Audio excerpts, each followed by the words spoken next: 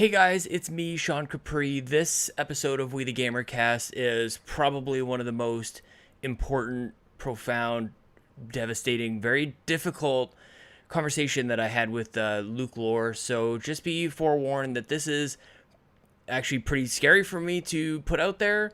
And just a heads up, we're going to talk about mental health today. We're going to talk about suicide, thoughts of suicide, prevention, and if you or anybody you love or know is thinking about suicide, taking their own life in a dark place, please reach out to them.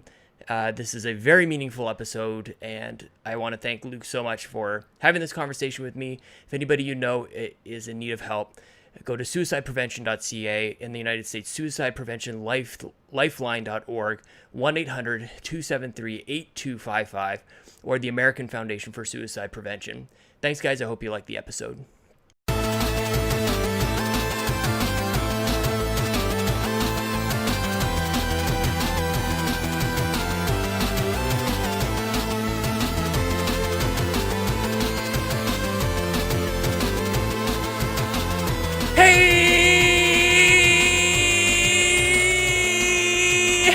It's me, Sean Capri, and welcome to episode 104 of We the GamerCast. It's the official podcast of WeTheNerdy.com, and it comes to you on iTunes, Google Play, and mother-loving YouTube every Monday. Thank you for listening, subscribing, sharing, giving a thumbs up on the video. If you notice, I'm going to take it down a notch this week. We're going to get into some very important stuff, as you know from the intro. But before we do, let's take a moment and give a quick thank you so much to our executive producers, Nick Militia from Next Level Games, Joel Brooks, James Johnson, Dr. Doom, Jesse Armstrong, Sheldon Benedict, Glauco Schaefer, David Ray, and Joey Hare. Guys, thank you so much, and everybody else who supports us on patreon.com/makeusbetter. This episode is on video because of you, and truly, it is the better way to experience this episode, if that even makes any sense. You'll know what I mean in just a little bit. But first, in case you're new, here's the deal. Every week I have sweet hangs with a stranger from the internet,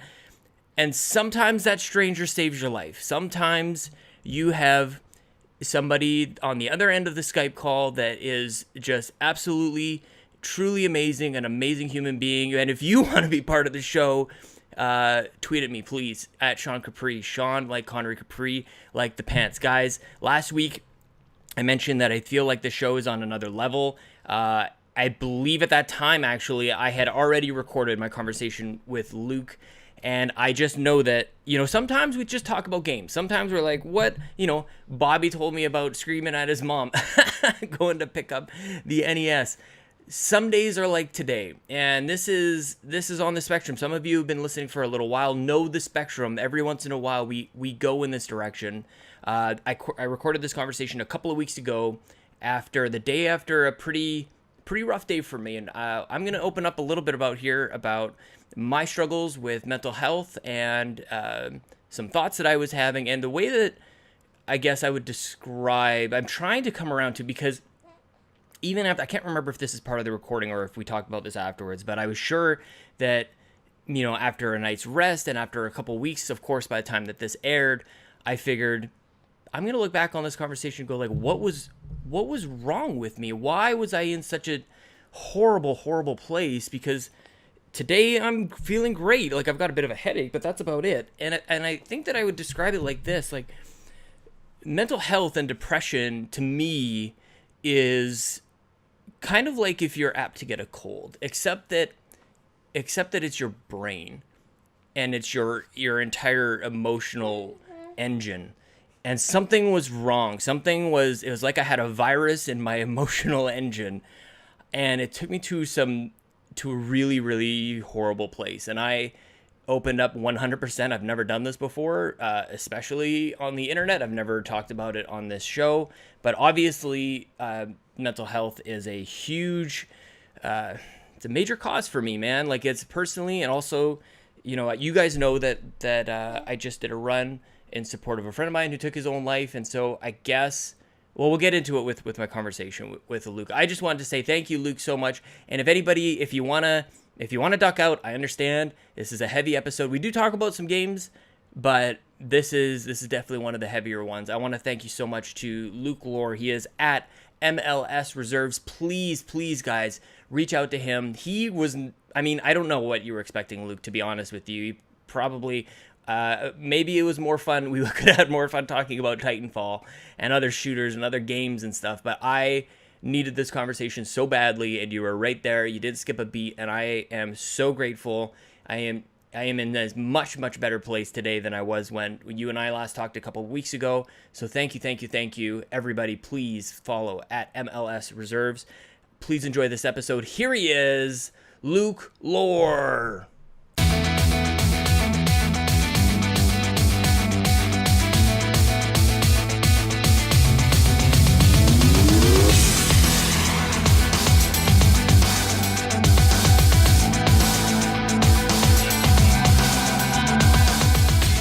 Love your shirt, so I was going dude. Thanks, man. I have worn this shirt, not a joke, 3 different times thinking I was going to be on with you or Bobby. Oh, that's hilarious. Yeah. And so, like, every time it's time to record, I'm, like, sprinting. I'm like, all right, grab the Zelda shirt. Time to do this. It's got to be pressed and ready at all times. Because you just never know what's going to happen. Exactly. All right. So I can barely see me. Let me pull that up. How do you? Man, you're all good.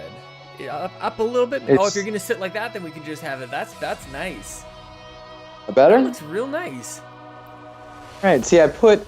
Now you can call this out once we. Are we recording now, or are we just doing prelim? You know what? It's all recorded. I pretty much do right from the start, unless something like farts in my brain. But I try to just get it all, because then there's no.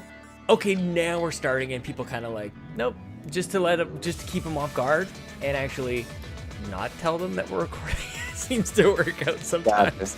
So, gotcha. So what were you gonna point out? Well, specifically, all right. So I had to reset up. This room is brand new because we just moved into this house. Like this weekend, right? And we love it. All right. So the past 2 weeks have been. We're gonna go in reverse order here. The past 2 weeks have been insane because. We were exiting our old home, which we didn't want to purchase. The renters, we are renters, and we didn't want to purchase this home, that particular home. We needed to get out from that one, find one that we liked so that we could rent that one, which is the one we're in now, possibly purchase it, which I would think we're going to. We like it a lot. And so that happened. What was the purchasing? I'm sorry, sometimes I'm just gonna jump in here. Why? Like, were they requiring you to purchase a house or get out? Was that sort of what the situation that you were put in? I didn't even know that was a thing. Yeah, and that's not uncommon. That's not uncommon. I know it sounds a bit vitriolic. It's not uncommon. Rather, what they were losing money because when we initially rented it, I talked them down. And even if you talk someone down $50 a month, that's $600 a year. And so, like, you know, they were not the type of homeowners that wanted to invest significant dollars to fixing things, which is not that's entirely their choice. But for any listeners that don't know, I live in a military town, despite not being military myself.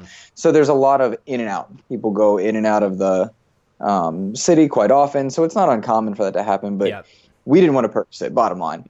It wasn't the type of house that we wanted to have a home in. So how much heads up did you have before this is going to happen? Like, was it kind of like, okay, time's up, you can either purchase this or get out? Or did you have at least like a couple months to plan this? Because moving sucks, dude.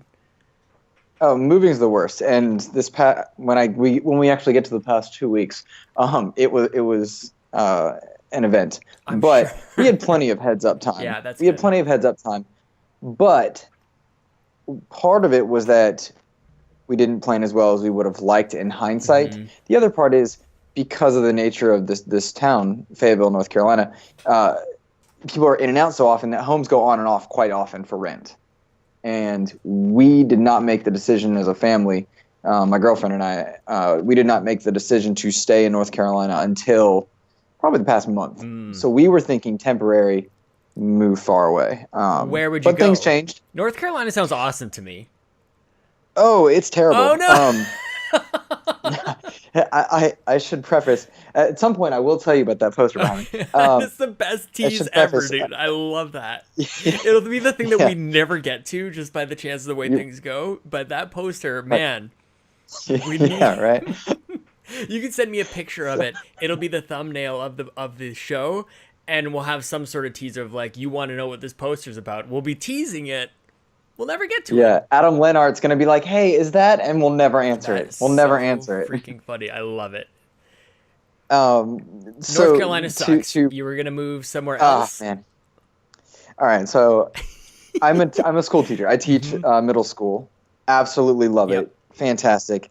Last I checked, the state of North Carolina is the 48th worst state in the country, in the country of the United States to be a teacher. It's just terrible. So my girlfriend makes slightly over 2/3 of our home income. And so I don't provide much in the way of finances, just good looks and bad jokes. Right. And the knowledge of a teacher. Yeah, totally. That's got to have some value. Why don't we value that, people? Come on, let's go. Not here. That's the fascinating You know, the thing problem about is our actually it culture. has less to do with North Carolina, the more the fact that you have too many states. That stat sounds bad because you have too many states. If you're in 6th place in Canada, doesn't sound so bad. But then you realize that you're kind of like in the bottom. That's a rather tense subject right now about how many states we have in the United States because of our history and because of current ongoings. But I would argue with anyone that we have among the most fascinating historical relevancies for a mildly 200-year-old country. We have a pretty cool history and pretty fascinating. Not cool in the sense that it's like, oh, I like it. More in the fact that it's fascinating. What a story. Yeah, I've enjoyed my time. I went written. to Washington, D.C. a couple years ago, and I just walked around. And I'm like, you guys know how to do this. Like, there's memorials everywhere, and at least it's in your face. At least a story you guys understand. Like, you get it, and it's taught to you. We do a horrible job in Canada teaching it. Like, we get so distracted by the America, basically. We kind of go, well, our version is this, but let me tell you about the 13 colonies. Like, we don't have that. And the fact that I know probably more about the 13 colonies than I do about, I don't even know what the analog is here. Newfoundland. That was it. Vikings found us at some point, apparently. What's more fascinating is the information that we don't tell you. And as a country, I think we've often failed our kids in teaching that. So many students, and I'm not speaking specifically about mine or my previous ones or anything, but adult students through our United States educational system are not aware that the White House was once on fire, right, that it was built by slaves. There's so many things on our monuments that are not being told that it's curious, like I wish we had a window into history and to the future just to look at what societies find to be relevant, because we value the good parts and we don't talk about the bad parts, even though those are perhaps more valuable to our moral and philosophical, metaphysical, well-beings as a country. And so I wish that I was more than I am, in the sense that I could see that kind of stuff, because it's fascinating what we care about and what we don't. I'm glad that you're on the show, and I'm glad this kind of just went down this path a little bit, because here we are on the internet maybe later, who knows, poster, just our quick every 10 minutes random hashtag poster. I'm glad, because here we are talking on the internet. We have 1,000 different places to learn and consume, whether it's entertainment or fact. And as a teacher you have a captive audience for so long, but then the kids go consume content elsewhere. Do you think that there's something to be said about the internet having an additional impact on what we do learn about? So I think that there's a controlled system within the education system of what is being taught, and what about those things that we don't talk about within the institution? How does that fit in with internet? Is there another place?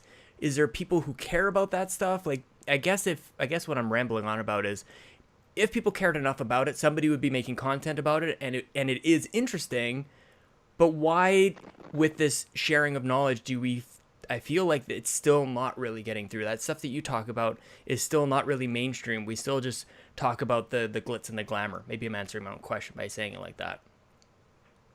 Well, you're talking about epistemology and how we learn and whatnot, but I think right now, and this is again a very relevant conversation to the United States right now, and then to the world as a whole, particularly in an era of social media, in that we create our own news. The people, Sean, that you're friends with on Facebook, Right. the people that you unfriend on Facebook, people you follow on Twitter, they dictate kind of the narrative of information that you're getting because you're choosing that. So you've got a biased influx of content, whatever it is.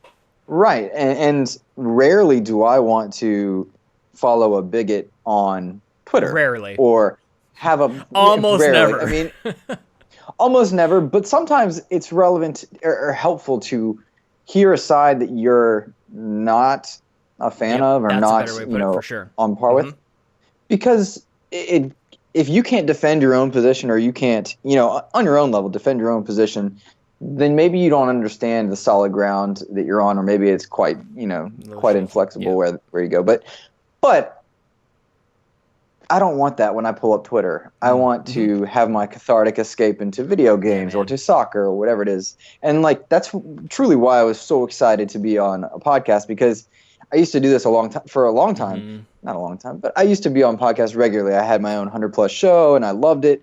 And I've missed it so much because I find it as a sense of emotional kind of upbringing. And for me, that's really something I need often. So it's been ecstatic. I've been thinking about all the stories I could tell Sean Capri. Oh, let's do it. Let's jump. Do you want to give a shout out to the old show? Should we go? Is it still available? Can we check it out? If it is, I might be embarrassed. I don't know that our audience here would. So there was a gap when I was a teacher. There was a gap. I taught for 3 years, left for 2, came back, and now I've been in it. This is my 4th or 5th year back in. But in that off time was a very dark period of my life. But I really took a stab at journalism. Oh, wow. And I would argue that not having a degree in it, I did very well. I mean, I had a podcast show called Off the Bench, which was specific to Major League Soccer, North American Soccer League, and USL, which were the 3 tiers of North American soccer. And to anyone who's not sure, I know you have a lot of Canadian listeners. That included Canada. Hey, 3 guys. What's up? What's up, guys? Hi, Mom. Literally dozens of people cared about my show.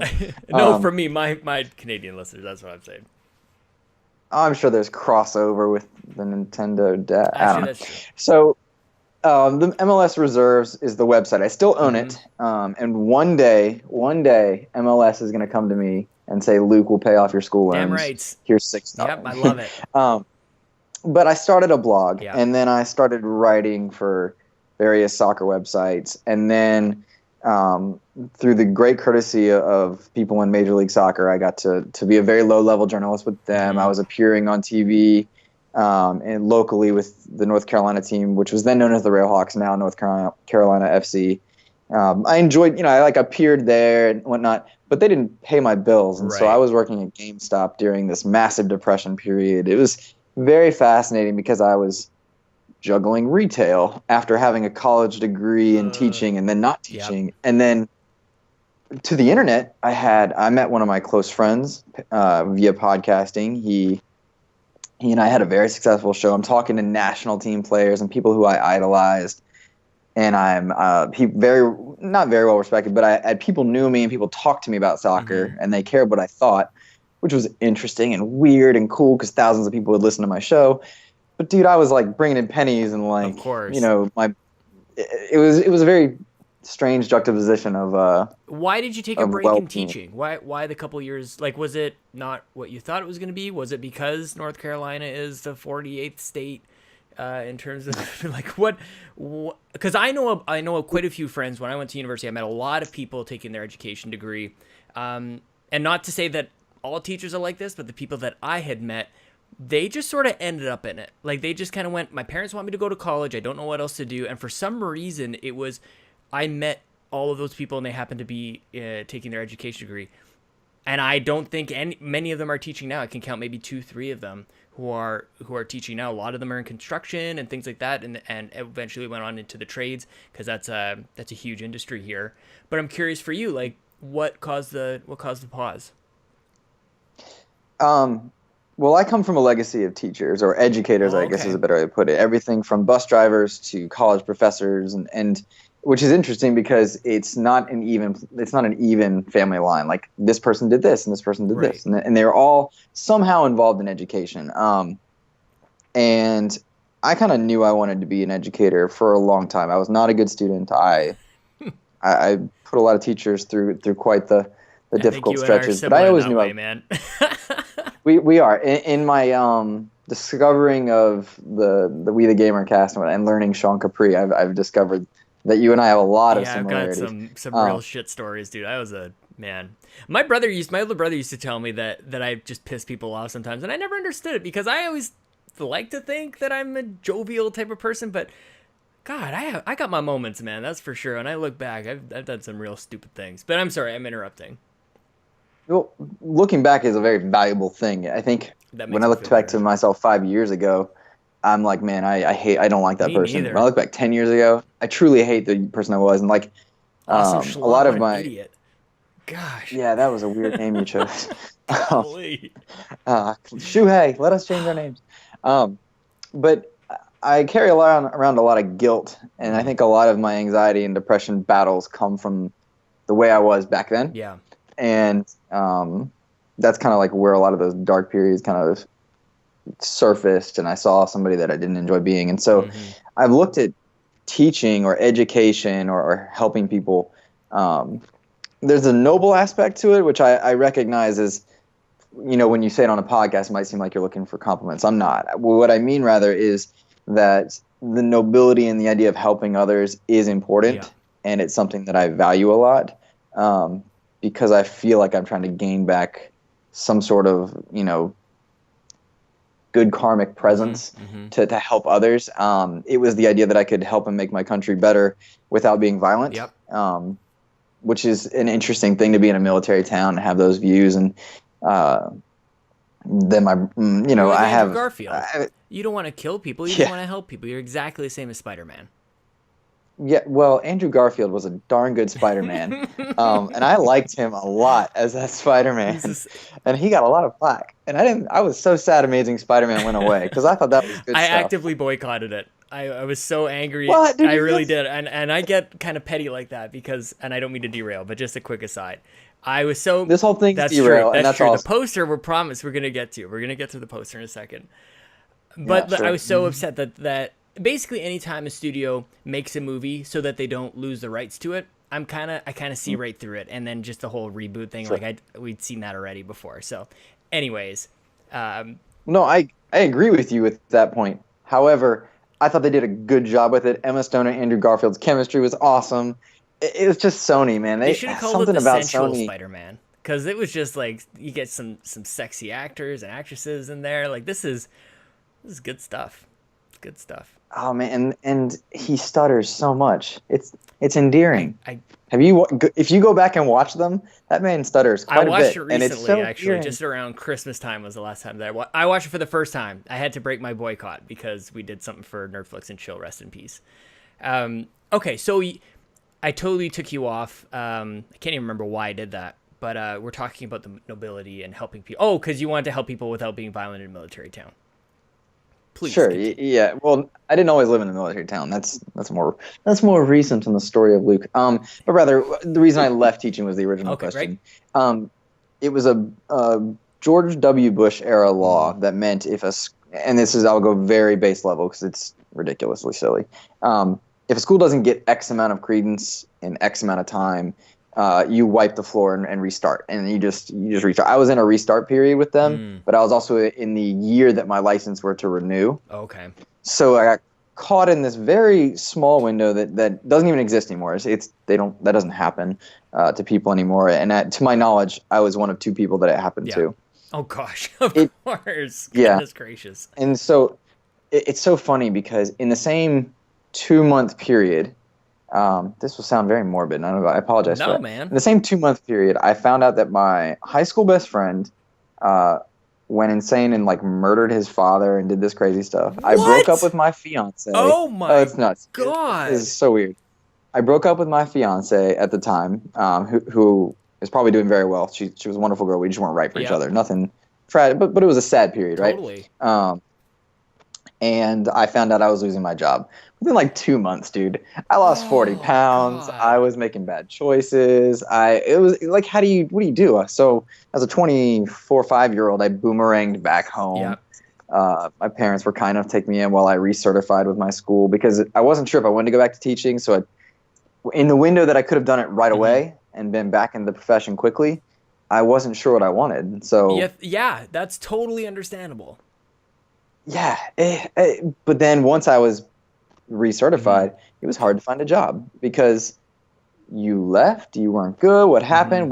It's such a strange situation that it took the kind-hearted nature of some very sweet people to kind of give me a second shot. And I was born to help kids. That's what I mean. I'm a dork. Like, you look at my shelves, my room, and I love nerdy things, and growing up I didn't have anybody that did, and I think like many people our age, because I think we're close in age, I'd say so. Being nerds wasn't cool then. There wasn't a Marvel Cinematic Universe, there weren't plenty of nerdy things there, and it wasn't neat. There was a grungy corner for you to sit and play Risk in the cafeteria, maybe.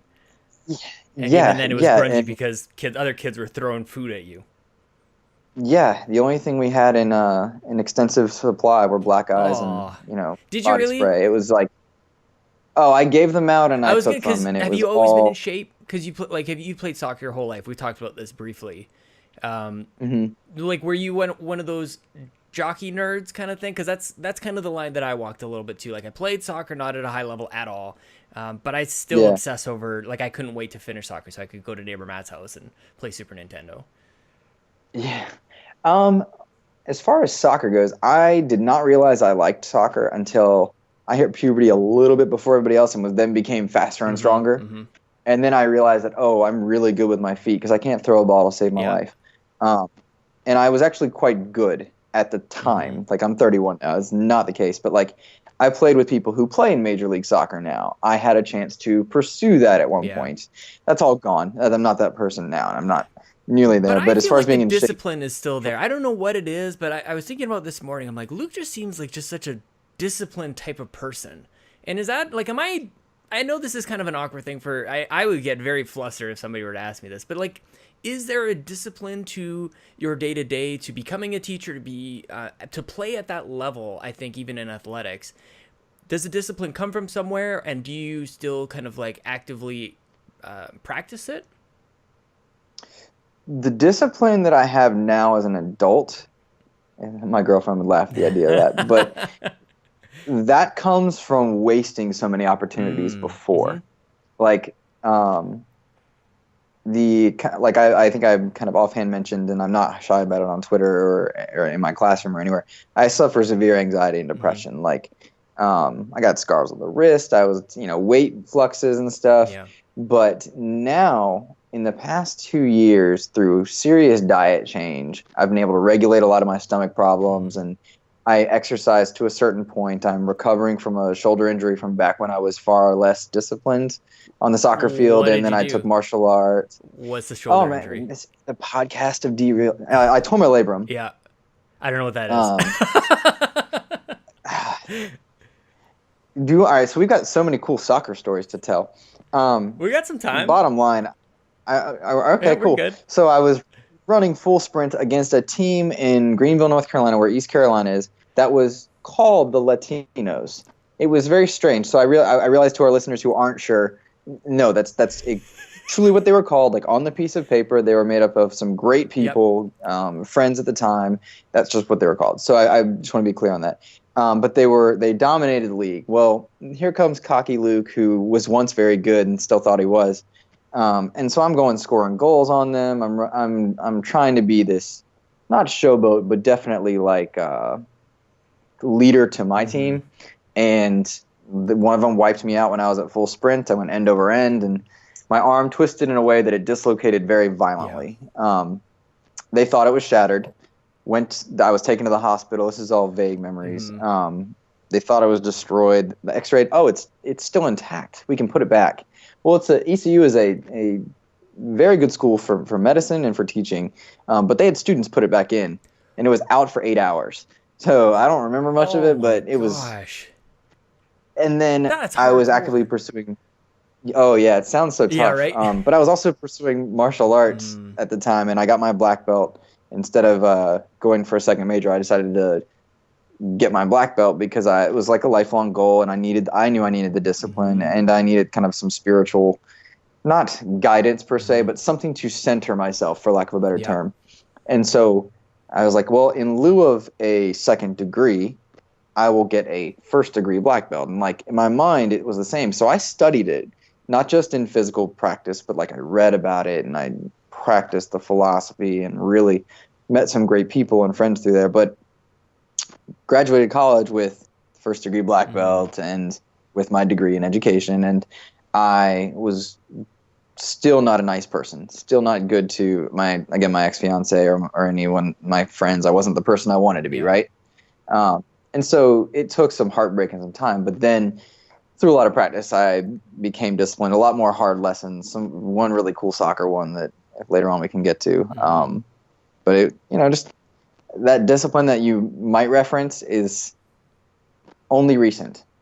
That's awesome, man. Because I look at, and it's amazing the timing of this conversation as well. And you've kind of mentioned it a couple times. I'm going to just go ahead and dive right in to the anxiety and depression thing. This is something that is obviously top of mind for me. I do a run in memory of a good friend of mine who passed away a couple years ago. He drove into he was living at home.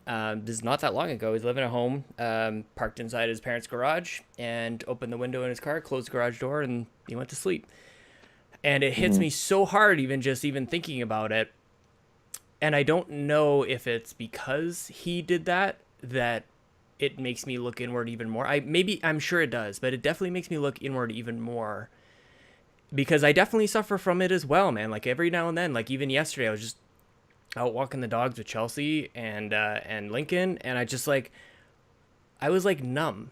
Like it was the weirdest thing. And every day, like I have it's like a roller coaster. And I sort of, this is probably as much into it as I've ever gotten on the show. But I feel like you brought up a couple times as almost like a weird invite. Like it's just kind of like these things are sort of like meant to be. And yet it was literally just yesterday. It'll be a couple weeks since when this airs. But I was very aware of what was happening to me, almost like almost on a physical level. Like the thoughts were affecting me physically, and I couldn't shake it. And like it was with me like the whole day of thinking, what would it be like if I were gone?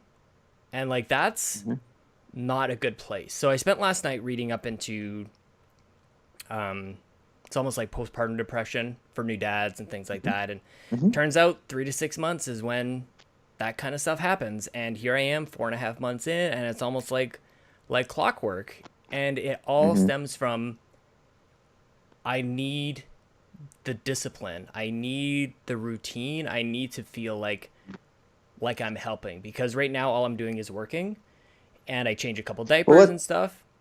But let's point something out, Sean. If you don't mind interrupting, I know you're having ideations or manifestations. It's kind of strange, but your wife was pregnant for 9 months, so you had the prep for probably about 8 or so of that, if I had to guesstimate. Yep.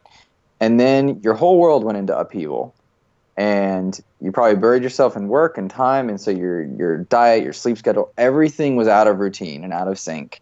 And now that kind of that flux of adrenaline and life change has happened, you're probably calming back down.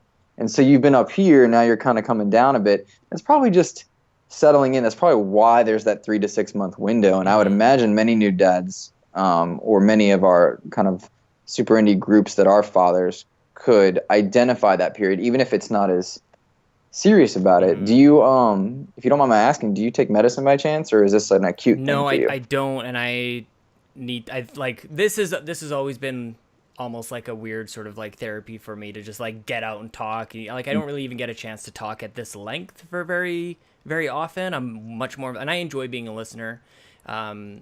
But just in the way that I'm much better one-on-one, I think. Like as soon as I get in a bit of a group, even though this is kind of like a one-to-one too many, I don't typically think about who's listening during the conversations.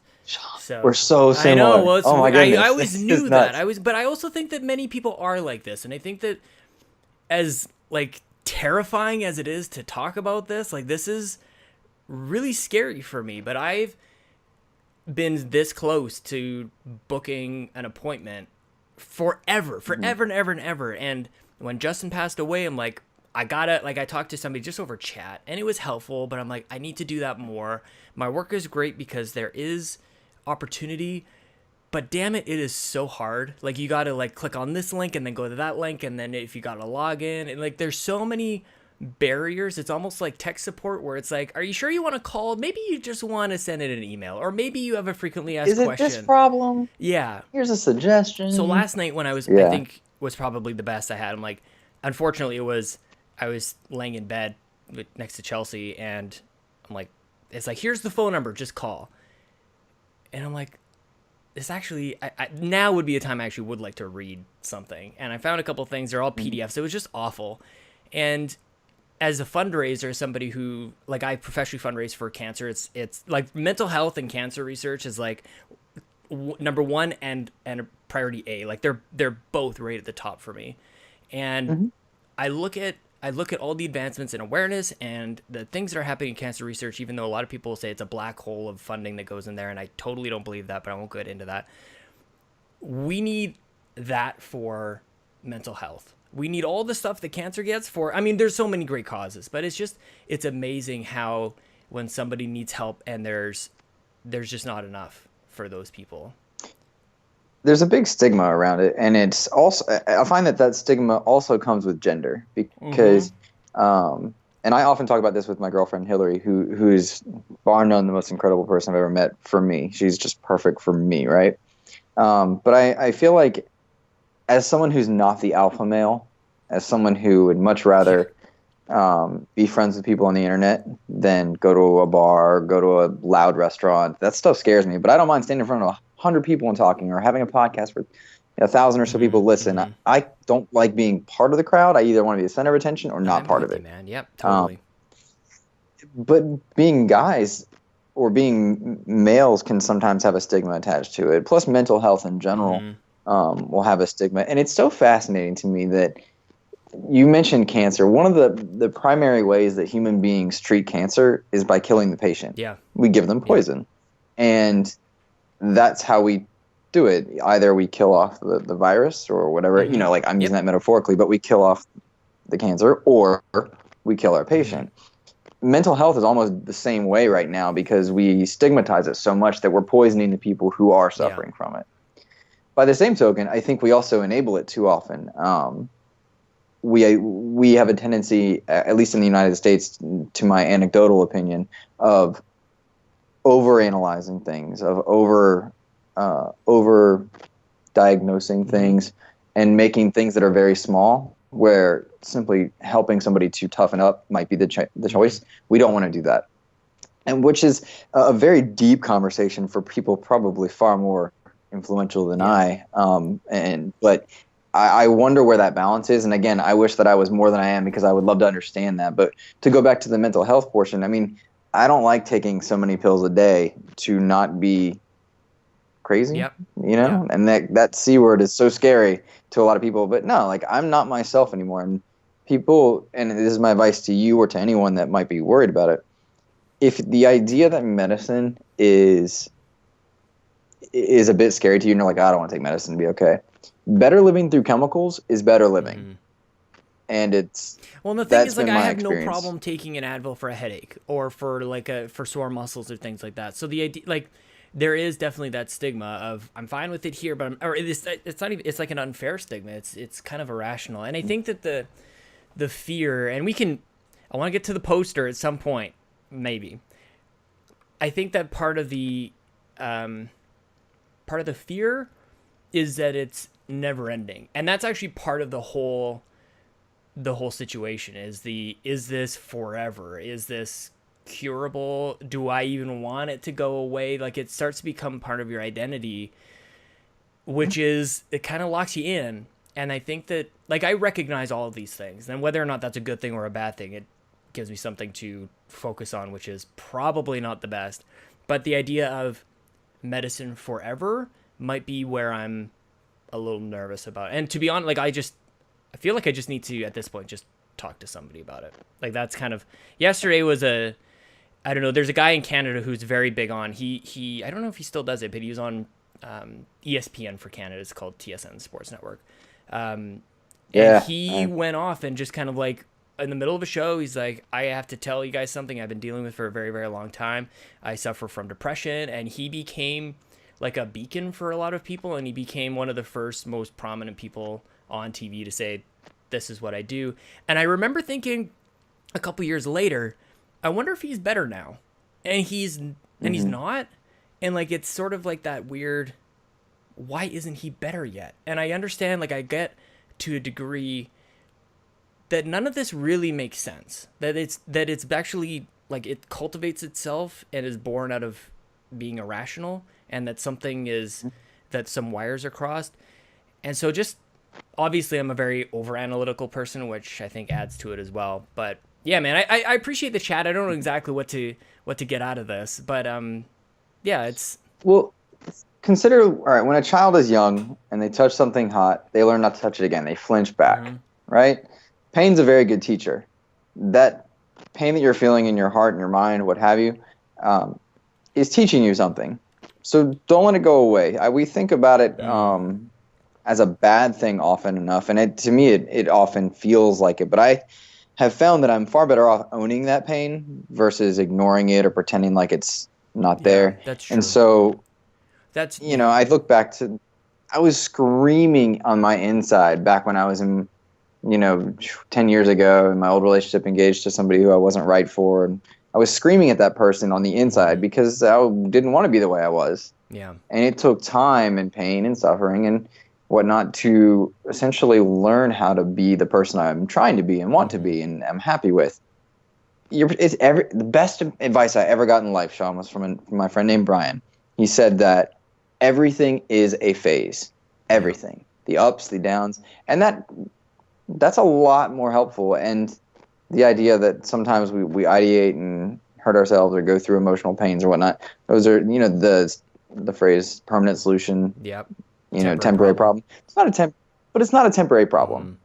It's a problem, but it's one of many that you've solved in your life, and you will solve this one and conquer this one over time. And you don't need to do it alone. You can, but there's no reason to, I think, shy away from the fact that it's real.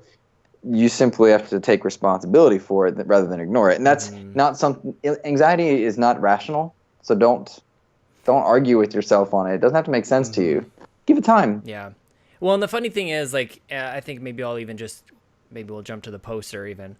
But one of the reasons that I typically don't really bring up, especially on this show, because it's typically recorded a little bit in advance. So by the time that it airs, like in 3 weeks, I'll be like, what was I thinking? Like, how was I in such a weird space? Like, today is great.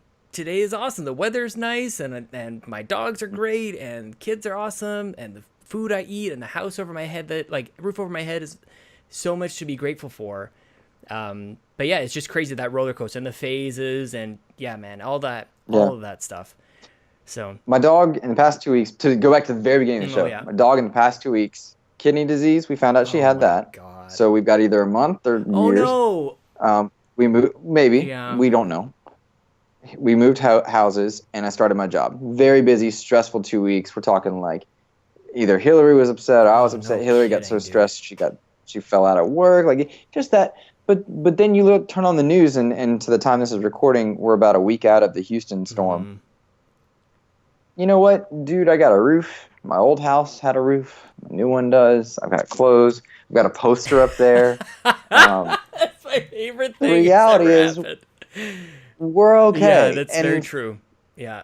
But to go back, just because we're okay doesn't mean we're perfect, and we don't have to pretend like we're perfect just because somebody else is upset. And there's balance there that I'm not qualified to judge, but I don't think it's silly for you to feel bad over something that's going on just because somebody else might be in a worse position. You know, so there's balance. That's a good point, dude. You Can I tell you a feel-good story? Yes, you said when you had so many Luke stories for Sean. Give it up. Let's do this. Oh, let's tell this is a feel-good one. So it starts in this dark place. So I'm in this bad place in that time where I live at home. I'm playing soccer, indoor soccer. Love it. And Canadians indoors love my favorite indoor because you can imagine. So we are playing, and I'm with I'm on this team of people who, like me, were once very good and can hold our own now. We're not Budweiser heroes where we think, back, watching TV like, I'm so good. If it were me out there, not like that, but we were heroes. good. I don't think I've ever heard that. So perfect. I love that. They think they're amazing. Yeah, that makes sense. So I was playing on two different teams, two different leagues, same facility. And in the first game was a championship match for whatever it is. And there's this guy, I won't say his name on here, and in fact I don't remember it accurately. What's up, Mike? But he was defending me constantly, and I was knocking him down, he was knocking me down, but there was never animosity. If he knocked me down, the moment the players already picked me up, and vice versa. Just a great interaction of players. True sport, not violent, not mean, just sport. And then in the next match, which was not a championship, but it was an intense match of some sort. I was in the air, and somebody from behind bumped me, and I don't think it was vicious by any means. But I landed on top of the ball with my right leg and just came down and cracked my ankle, right? Yeah. And I just felt it, but I was like, oh my goodness. They carried me off, and I was like, I don't have good insurance. I have $0. No. I don't know what to do. So my solution was very 17th century, 16th century. Bleed it out. I had a lot of alcohol, and the next morning when my parents woke up, I had my door open because it wore off around 4 a.m. Father was walking by the door, and I was like, hey, I think I broke my ankle. Because an ER doctor would have, at least in the United States, they would have said, oh, here's pain meds, you're going to go see a specialist tomorrow. And then I would have charged $5,000 for that.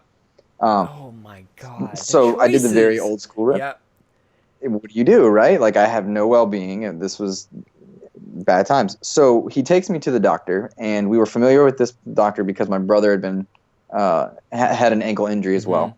We go in, and we're in line, and this guy walks by, and he's like, Luke? And I'm like, yeah.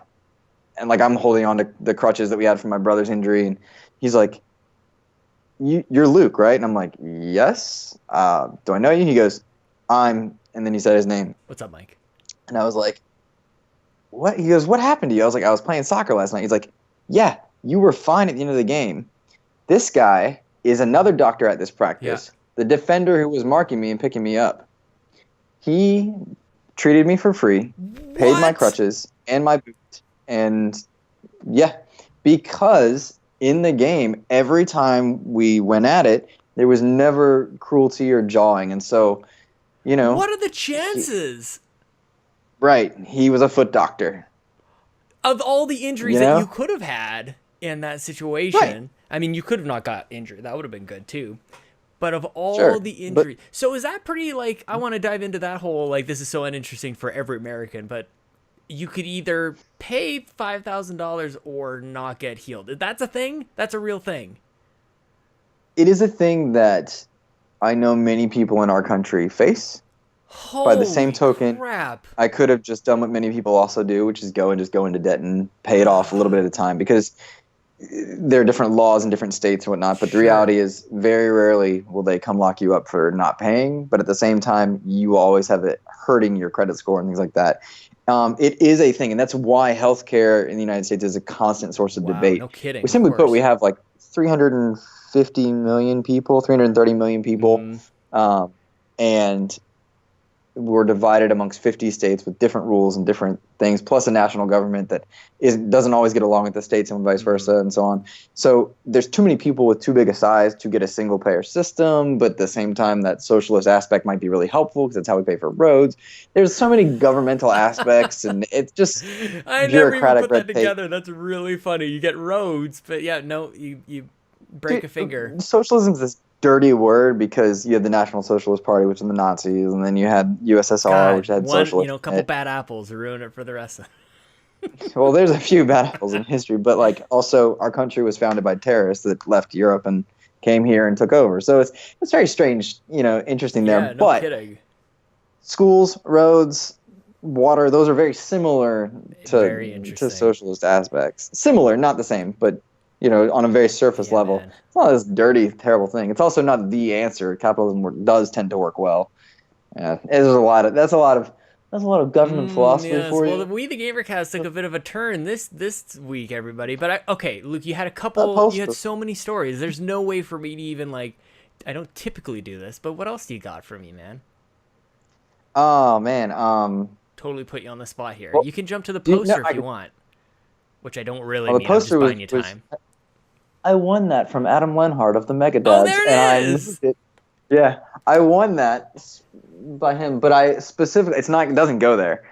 I just had too much white space in this one corner of this room because I don't get to podcast with anyone anymore, so I don't have a strict setup in this new house yet. Side note, if I can be on anyone's show, I'll plug myself. Yep.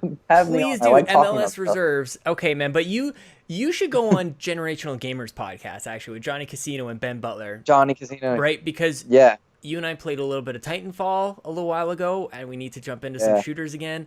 What's the shooter legacy for you, man? Because I feel like there's something there.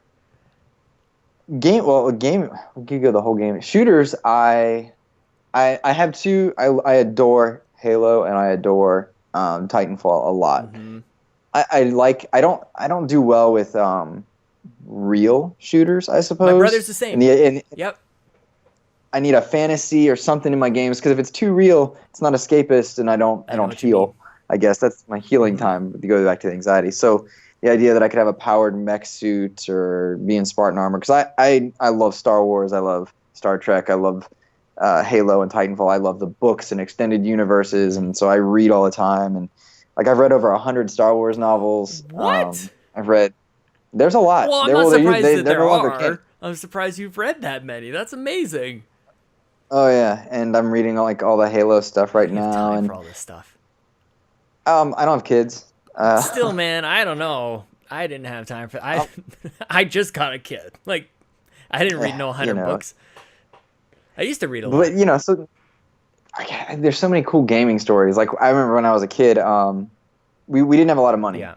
Pure middle class family, but money had to go towards other things, and my parents worked very hard to see that we ate and that we could play soccer and stuff. But we were always a couple systems behind. So we had a Nintendo Entertainment System and the NES back when 64 came out, right? And we just got it. My mom stood in line at this super shady place for Christmas to buy me Super Mario Brothers 3 and Top Gun for Nintendo. Yes! And I'll never forget that. You know what I mean? I'll never forget that because she did that and she didn't know jack. And we didn't about video games, and we were still my family was in the whole mindset you need to be outside. Mm-hmm. You don't need to be in here playing this, rotting your brain. And so it took time for me to catch up and play games. But that's a cool story that my mom was willing to do that. What a great woman to. And I love that you remember that. I love thinking. I wonder often if many people do that, just thinking about the things that our parents did for us that were so. They would have rather doing anything else in the world. They were no different than we were at 30 years old. They had their own life, and all of a sudden this kid comes in and demands all of their attention. It's crazy to think about that stuff. I keep wondering, because I like so much nerdy stuff, and basically I'm a kid. I'm a 30-year-old child. I'm Lincoln will surely grow up and be into, I don't know, more mature things, politics and philosophy. Although I would connect with him on that too. So, but that would be interesting. Well, I heard you and Chelsea worrying about that. I've been so out of Super Indie podcast group for the past 2 weeks, but I'm catching up. So I'm listening to episode 100 now, and I just heard you and Chelsea talking about, what it's going to be like if he doesn't like video games. And you're going to be like, nerd, come on. What's wrong with you? Well, I can't remember in that conversation. Chelsea has a cousin who was exactly that. Chelsea's aunt is the one who got her into the video games and everything. So, it's hilarious. Ashley? Maybe. I'm trying to remember. I think she said her name was Ashley, the cousin. Oh, Rebecca. But totally Rebecca, she went on to. I'm not saying last names. Whatever. She went on to valedictorian, super smart. I think in the video version we're gonna hear some little little squeaky sounds coming through. This is Jules Watcham just like spamming my chat right now, so I apologize for anybody watching the video. Anyways, name drop. Speaking of Adam Leonard, not to brag. Shout out to Jules. Oh, sorry, go ahead. Well, shout out to Adam, but also Jules. Jules made Mutant Muds, and I kind of hate him for it because I love the visual aesthetic so much. But it's so hard, and I'm not good at video games anymore. And as I get older, I'm worse and worse. It's the worst, man. I want to play his games, but freaking Jules. I know. I don't want to. Like, I don't know. Jules might just have to buy me a new Vita or a new 3DS or a controller, just because one of these days that thing is getting smashed. I don't have carpet in my house. We replace all the carpet with either laminate or some form of like hard flooring. There's nothing soft around, dude. Yeah. It's gonna go explosion. Speaking of Adam Leonard, not to brag. He asked a question. He said, "Who is your favorite Megadad?" He's asking for a friend. He said. Oh man, it's crazy because I really do like Adam a lot. Like, and I had this like moment one night where I did the whole like, you're just so excited that you connected with. I'm listening to his show, and obviously it's a one-way street, right? So I've got all these things, and then I just like spammed him all these thoughts that I had. I love that. And so I was just like, oh man, I love this, and he liked it, and he disagrees, but I like, and like. I just looked at the chat box and it's like, Luke. And I'm like, I'm that guy. And I was like, oh, man. So then I didn't message him for a while. I love Adam. I adore Adam. Even when when I disagree with him, I'm like, oh, Were you about to say when he's cranky, cool. Adam? Is that what you're going to say just now? And you totally backpedaled a little bit? Because you can say that. He's not here. No. It is funny, though, when I disagree with him because I'm like, dude. Uncharted is not that good. Or I will be like, why do you hate the Rabbids? Like, you know what I mean? Just when you have one-way streets, you don't feel like you get to have the discussion. So it mounts and mounts. Uncharted's a great series, right? I just don't have any affinity for it. But like, I'm like, how are you going to think this is God's gift to gaming and you're missing this? But that's what our timing does to us, you know? When a game strikes at a time where, like right now, our money's tight. I won't get Mario and Rabbids Kingdom Battle. I'll miss it, or I'll get it on sale a year from now. It'll be in the backlog, whatever. But when you miss stuff, or when you latch onto something that connects with you, that's cool. Yeah, but then you have people around you that are like, nerd. That's the worst. I can't believe you think that. What an opinion. Yeah. Plus, like, I like Titanfall and Halo. There's the two currently not as popular franchises. Isn't that the worst? Okay, can we connect on this just for a little bit? I know we're going to be running short on time here, and I got to ask you what you're looking forward to and what your game of the year is. But what the frick has happened when Halo and Titanfall, like Titanfall, what a journey that game has been on. We saw that at E3, and they're shooting around, and he turns around, and the robot grabs him and throws him in his chest, and now he's like just causing mass mayhem. I played Mech Warrior, like I played that game all the time on PC. That was the game. And then this thing comes out, it's like best of both worlds. It's Call of Duty. It's the guys who made the best shooter arguably of all time, even to this day, Modern Warfare. What else do we want, people? And they make Titanfall 2 have this campaign. What the It's good. It's amazing. And it's good. It released next to, it's so odd because Respawn, I feel, was very much screwed over by EA in this by putting them out in the window between Battlefield and Call of Duty. BioWare's doesn't like, matter that it was beer. Infinite. EA. Yeah, well, like seriously. No kidding. But it makes me so upset because Respawn put a lot of love and time into Titanfall 2. Anyone that plays it will see that. It's very good, and I think they had to devalue the game by putting it in the vault, EA Access, and things like that to get players in the door, and they revamped this economy, so now you have a lot of cosmetic stuff, which is now funding the game, and the player count's going up each month now, which is interesting, but we've become a niche audience. The Titanfall audience? Yeah, and I get it, because I fell out of it for a while, because like I don't want to always come home and compete. I like to work together. So Frontier Defense came out. We played that together a few weeks ago. It's now better than when you and I played, Sean. We need to do that again, dude. We definitely. It was a blast. They've continuously been revamping it. The new mobile game came out, and I'm embarrassed to say that I absolutely love it. Is it good? Very good. Maybe I need to get it's that. It's Clash Royale. Oh, is it? Titanfall. With Titanfall. Okay, because for some reason I don't want to do Clash Royale because. Just that. I just like I've got to. I just don't want to do that. Okay, I might have to team up with you on this. It's like with Switch, man. I was so not on board with Switch until I was, and then I liked it. And I think that's how a lot of games are. We are now overloaded with games on a number of platforms, including mobile, including PC, and then we have our consoles and hybrids of sorts. We've got so many games that value in gaming and what we pay for a game is skewed. Like, how valuable was The Witcher 3? Was it worth the money I put into it? Yes, it was. Is Sonic Mania? To me, yes, it is. To somebody else, $20 for a game that looks 16-bit, even though it's probably more like 20-bit. Yeah.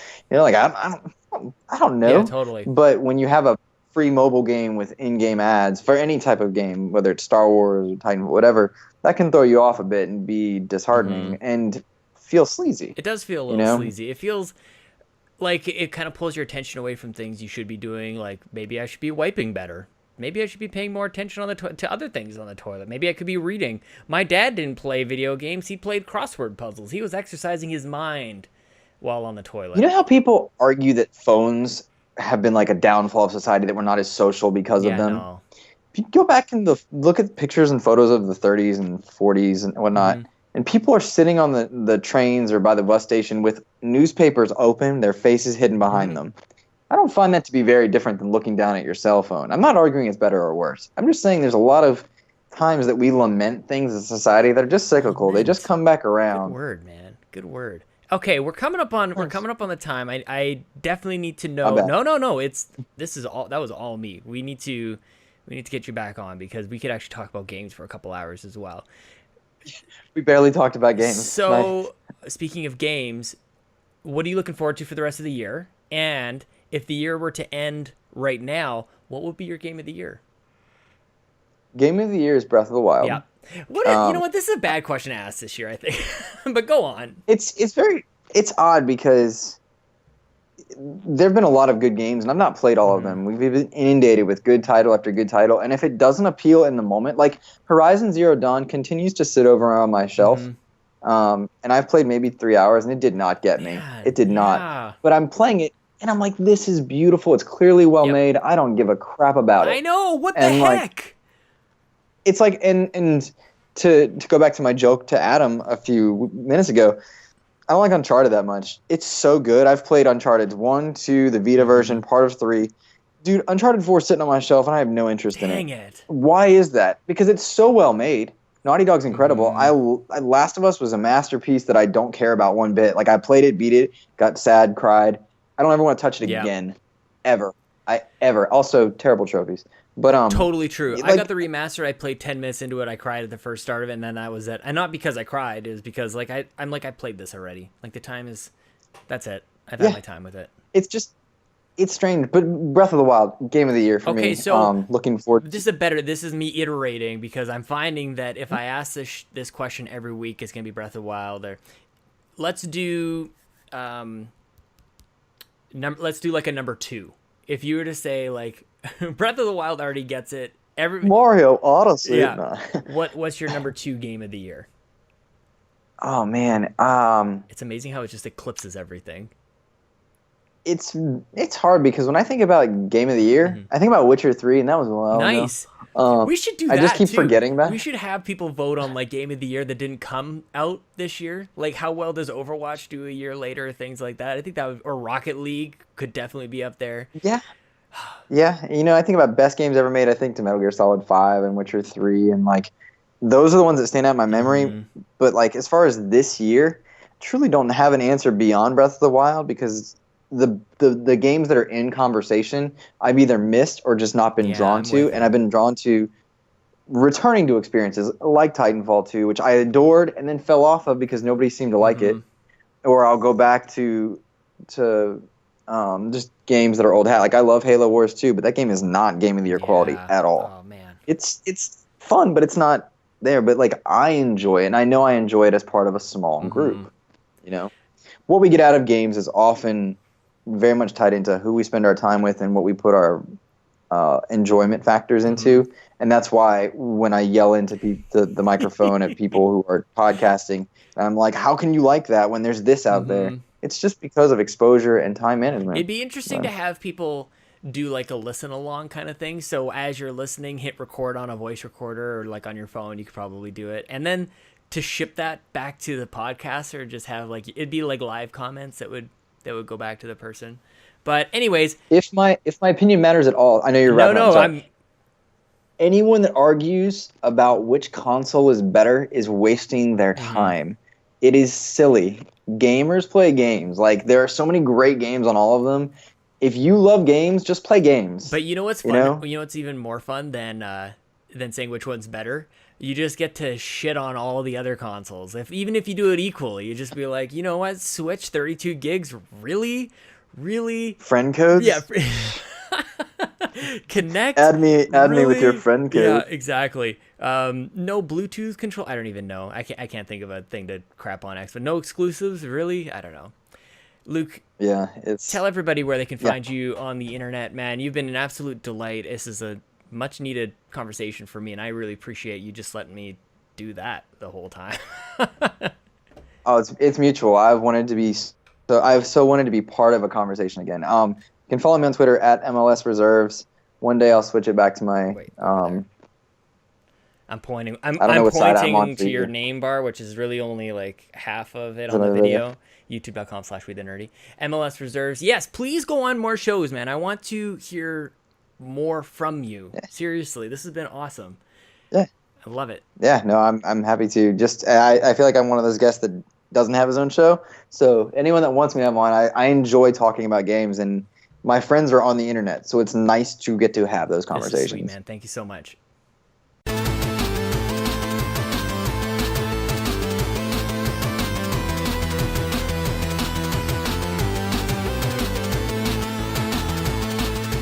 Okay, well, that's that episode, Mr. Lincoln. Lincoln is here, in case you guys are just listening. Thank you again to Luke. What a show. I hope that was all right, guys. That's out there. Again, I feel better. But I really think that just talking about this helps. And again, if anybody, guys, if you know anybody who, even if they might be, just reach out, see if they're okay, man. There's information at the top of the episode, suicide prevention lines, crisis lines. Guys, let's help each other. Look at this kid. Like, how could I even? Anyway, the music, guys. Halo from OC Remix. It was Halo Fall from Above. You can't stop, and I won't stop. Thank you for listening and subscribing here on YouTube. YouTube said that weird. YouTube.com/WeTheNerdy. And subscribing on iTunes and Google Play, leaving a review. My phone's going off. That was unprofessional, but we're just going to keep rolling. Feel free to follow me on Twitter at Sean Capri. Sean like Connery, Capri like the pants. We the GamerCast. Remember, I also do the Xbox Drive with Dave Moore. And I do that while I'm driving to work. That's the only other time. Like, look at this. I'm doing this show and I'm bouncing a baby on my lap. And I do another show while I'm driving to work. Making it happen, guys. And If We Ran Nintendo, of course, with Bobby Pauls, the Nintendo guru himself. Thank you again to our patrons and our executive producers over on patreon.com/makeusbetter. Nick Militia, Joel Brooks, James Johnson, Jesse Johnson, James Johnson, Joel Brooks, Jesse Armstrong. So many J names. Sheldon Benedict, Glauco Schaefer, and David Ray. Thank you guys so much. That's pretty much it. I'm not going to really talk about what I'm playing. I've got some stuff coming up in the works, but I'm just going to kind of leave it at that. I want to make sure that I give a high five to everybody for supporting the show. High five to Luke for being on the show. High five to anybody else who I don't know if it's brave enough to be on the show after this, but thank you guys for your continued support. I understand if this wasn't everybody's cup of tea, but I appreciate you listening, making it this far in the episode. Next week, episode 105 with a special guest. I haven't recorded yet, so I almost don't want to jinx it, but I'm pretty excited about next week. Otherwise, this is episode 104 of We the GamerCast. It's now in your ears and your eyeballs. Thank you again for listening. I'll be back next week. I hope you're there too. Now it's time for Jason. Jason Lincoln, say it. Jason, one of these days you're going to say it. Hey, say Jason. Wait a minute. I almost forgot. Lincoln just reminded me. I almost forgot. Joey Hare. Thank you so much, Joey. You are amazing. I'm so sorry I didn't update the list on the bottom part of the document. I'm really sorry. Joey, extra special thank you. I'm so sorry if you made it this far. Joey, you're amazing. Executive producer on whatever that website is. Patreon.com/makeusbetter. Joey, thank you so much. Thank you, Joey. Sorry, Joey. Sorry. And now time for Jason. For real. Jason!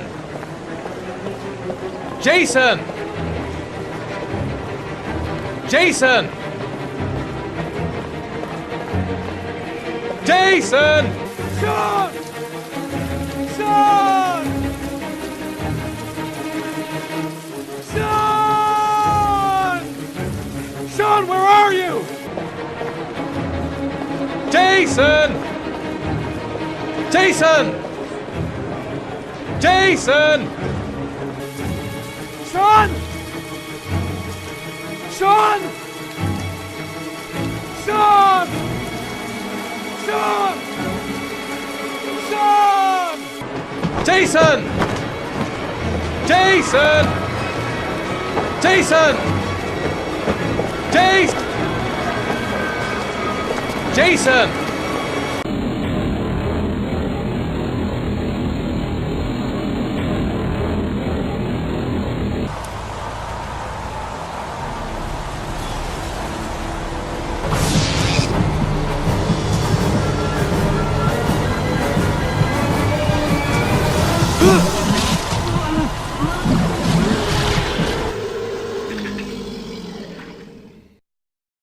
Reggie Miller's looking good.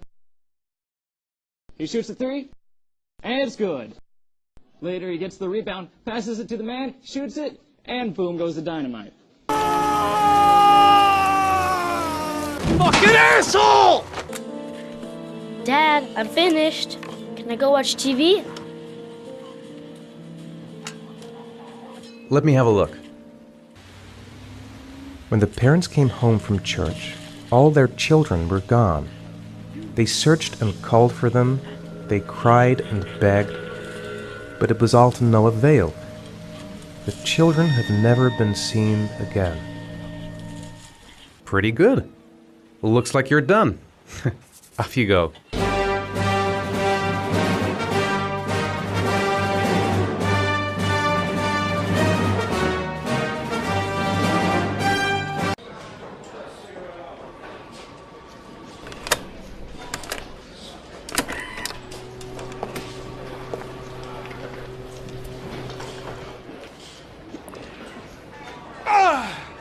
Please, Anne. His name. What was his name? Come closer. Fucking asshole!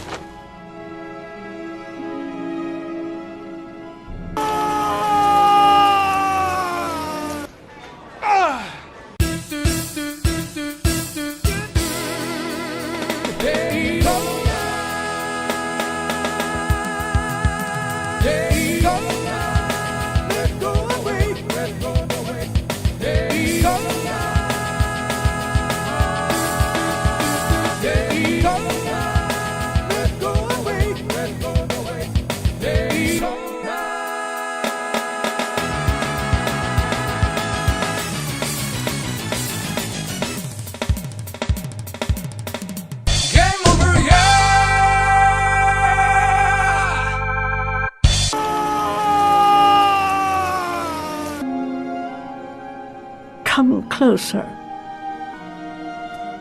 Jason!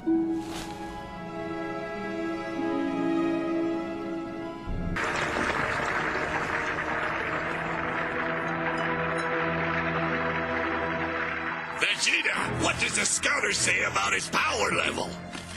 It's over 9,000! What the— Jason! Jason! Dad!